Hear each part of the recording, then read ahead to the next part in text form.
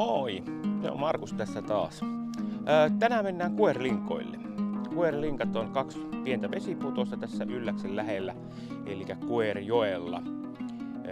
Tuosta Äkäslompolosta semmonen 5 kilometriä tänne Kolariin päin. Vesiputos on ehkä hippasen niin kuin sille, voisiko sanoa, että suurehko nimitys. Mun mielestä ne on lähinnä koskia, mutta koska ei ne nyt ihan niin kuin, silleen niin kuin laskettavissakaan olevia on, niin kai ne vesiputoksia on muutaman metrin tippuu vedet.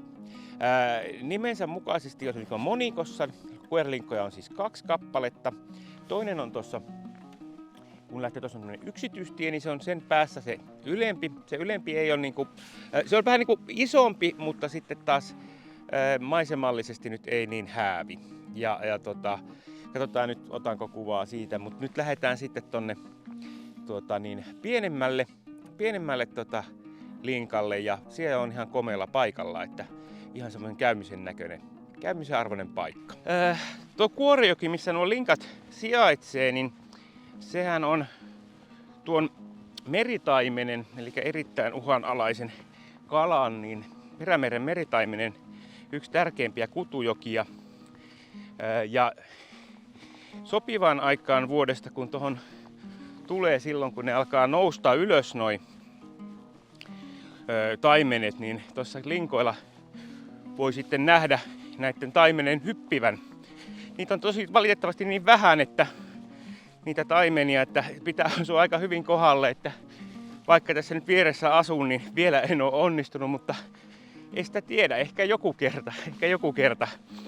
Eli ne tonne yläjuoksulle menevät sitten kutemaan. Tässä tosissaan mihin jätin tuohon auton tuohon levikkeelle, niin siitä sitten jatkuu tämmönen mukava hiekkapohjainen tie tonne alemmalle linkalle.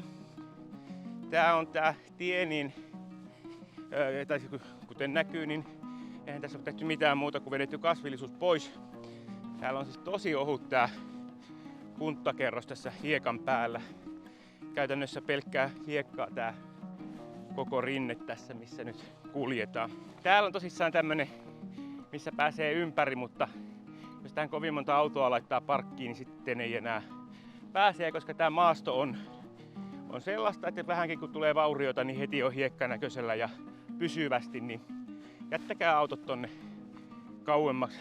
Jos jaksaa tulla luontoon, niin jaksaa varmaan kävellä tämmöisen matkan, kun ei tässä nyt varsinaista ylämäkeäkään ollut kuin aivan olemattomasti. Sitten tosissaan tästä meillä lähtee tämmönen pikkunen polku, ja nyt alkaa jo vähän kuulumaan tuolta tuommoista kohinaa minun korviin. En tiedä tallentuuko sitten teille saakka, mutta on semmonen, tietää jo, että jossakin täällä joki kulkee. Kuorjokihan on tommonen hyvin kaponen ja pikkunen joki, että se on siis Äkäsjoen sivujoki, ja Äkäsjokihan sitten laskee Muonionjokeen, joka sitten yhtyy Tornionjokeen, ja sittenhän me kutsumme sitä väyläksi täällä päin, eli sitä Tornionjokea, tai itse asiassa koko pätkää, niin, mutta tämä on kuitenkin tämmöinen vielä pikkujoki, mutta minusta tämä maisemallisesti on niin kuin hieno paikka, että vaikka ei olisi jokeakaan, niin olisi aika kiva.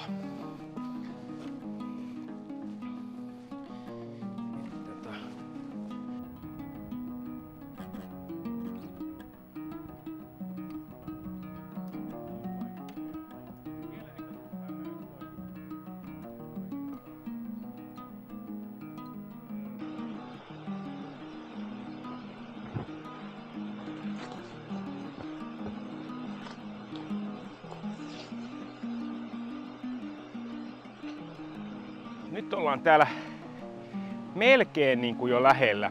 Eli tonne mennään alas, ja sieltä sitten me näemme tuon alemman Kuerlinkan.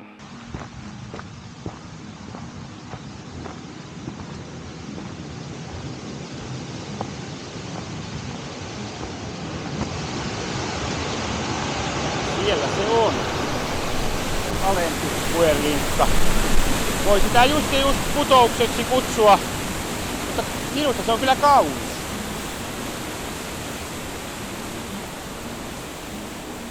Joo, nyt ollaan kuerlinkolla, tarkemmin sanottuna alemmalla kuerlinkalla. Ylempi on jonkun matkaa tonne päin, eli 300-400 metriä tonne tuohon suuntaan, mutta ei siellä nyt ihan hirveästi ole nähtävää. Tippuu jonkun metrin alaspäin lyhyellä matkalla, että ihan kunnon koskihan siellä on, mutta maisemallisesti ei niin häävi. Sen sijaan tää on äärimmäisen kaunis. Täällä on niinku monipuolisen kaunista, tämmönen oikein karua tämmöstä kivikkoista Lappimaisemaa. Kun tuutte tänne, niin kannattaa ottaa kameraa matkaan. Kannattaa ottaa vähän useammanlaista linssiä. Itseltä jäi laajakulma nyt tuonne kotia ja pikkasen harmittaa. Katsotaan tuleeko 360 kameralla yhtään mitään. Tää sijaintihan on aika niinku silleen helppo. Tännehän niinku melkein sanoisin, että kannattaa tulla fillarilla 5 kilometriä tuosta Äkäslompolon keskustasta niin Kolariin päin ja sitten tuossa Ylläksen vaellushevosten risteyksestä käännytte tänne niinku Aavahelukan lentokentän suuntaan ja seuraava risteys siinä heti kun siitä mistä käännytään Ylläksen vaellushevosille niin mikähän onkohan tuo Aavahelukan lentokentän tie vai Aavahelukan tie, niin sen jälkeen sitten kääntyy vasemmalle myöskin Jokisuvannon tie tai joku sellainen. No siitä joka tapauksessa käännytte ja 100 metriä ja tulee yksityistiekyltti ja siihen jätätte auton parkkiin ja ette lähde yksityistielle, jos se menee sille ylemmälle linkalle, vaan käännytte vasemmalle ja lähdette mäkiä ylös, kävelette 300 metriä ja olette täällä. Eli tämähän on näkemisen arvoinen paikka. Katsotaan miltä täällä nyt näyttää tällä kertaa. Niin joo, sellainen tuli tässä mieleen, että katsokaa, että keli on hyvä kun tulette. Että eilen kävin täällä oikein kunnon vesisateella. Koski oli komea, mutta kuvaaminen jäi kyllä tekemättä, kun tuli siihen malliin vettä niskaan. Noista kuvaushommista täällä kuerlinkoilla vielä sen verran, että älkää suotta rajatko dronea tänne. Täällä on lentokielto, koska tuossa on tuo Aavahelukan lentokenttä ihan vieressä. Eli ihan tämmöistä kepin päässä olevaa kameraa saa täällä käyttää tai sellaisia, joka ei lennä itsekseen muuta kuin heittämällä. Tässä ollaan kuerlinkkojen alapuolella. Tässä vielä tämmöistä pientä koskentynkää on. Ihan järjettömän kaunis paikka näin niin kuin minun mielestä. Tykkään noista puskista tuossa keskellä. Ja tuossa muuten huomaa hyvin kuinka tuolla on sitten tuolla toisella puolella näkyy jotakin puita. Tästä on ilmeisesti, en tiedä mitä alkuaperää ovat, mutta siis runkoa on tullut aika paljon. Olisiko tästä joskus kuitenkin jopa tehty niinkin, että olisi uitettu tätä jokea pitkin, joka tuntuu kyllä aika hurjalta, että tukkia olisi tuotu tuolta. Tuolla meidän toisella rannalla aika monta. Tai sitten, että on lähtenyt joku silta tai joku muu niin aikoinaan veden matkaan ja pysähtynyt sitten tohon laituriin tuolle toiselle, tai tohon laituriin, tuohon toiselle puolelle tätä rantaa. Jos siis haluatte sen myöskin ton ylemmän linkan nähdä, niin tässä mistä lukee yksityistie, niin tästä voi kyllä kävellä. Joka miehen oikeus sen antaa luvan siihen, vaikka autoilu ei olisikaan sallittua.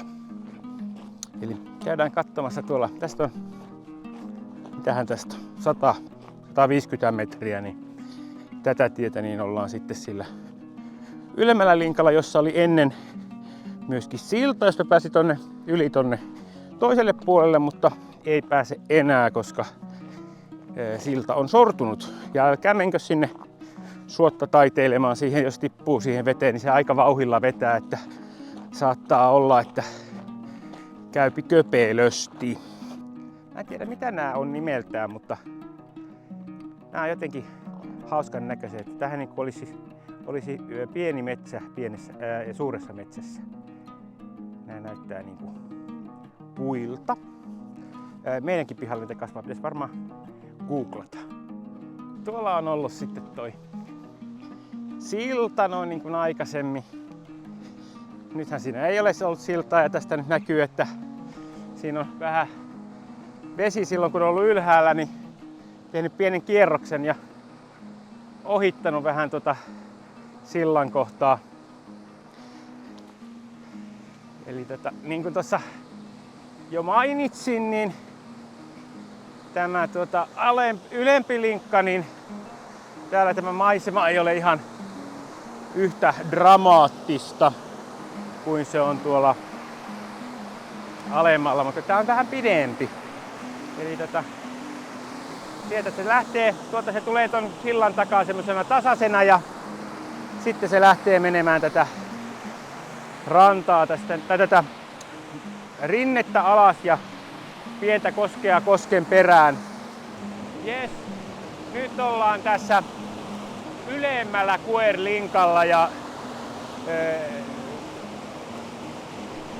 tämähän nyt tässä virtaa.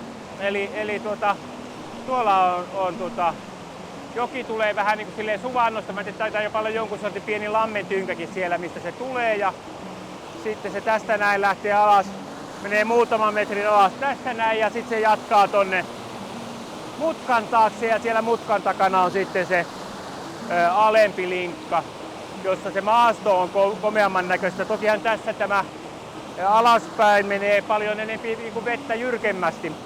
Eli sanoisiko näin, että ehkä itse putous on tässä, ylempi linkka on komeampi veden tai joen osalta, mutta maisemallisesti se toinen alempi on taas paljon hienompi, ainakin minusta. Se on mitä nyt tykkää, mutta molemmat nämä voi käydä tässä katsomassa, kun tänne tulee. Mun nimi on siis Markus ja jos tämmönen luontopainotteinen videohommeli kiinnostaa, niin mähän lykkään näitä puolisäännöllisesti tänne YouTubeen. Mun YouTube-kanavat löytyy soittolista, jossa on Ylläs ja Ylläksen luontokohteita jotakin siihen suuntaan ja sieltä kun menee klikkaamaan, niin näitä tulee aika paljon. Sitten kannattaa seurata ja klikata sitä kellonkuvaa siitä, niin tulee muistutus, että nyt se taas tyrkkäs sinne luontovideota tulemaan.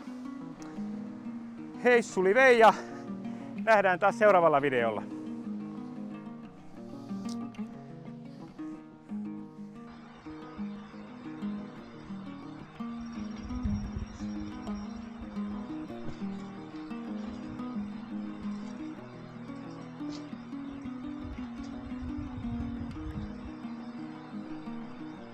Näytetään nyt sitten vielä se, että mihinkä tänne saa auton näppärästi parkkiin. Eli tässähän tätä tilaa hyvin on. Tonne suuntaan lähtee mikä se on nimeltään? Se on se ylempi Kuerlinkka. ja sitten tuonne mäkeen, niin sinne lähtee sitten toi alempi Kuerlinkka. Että ei siitä vain valitsemaan kummalla käykää alemmalla.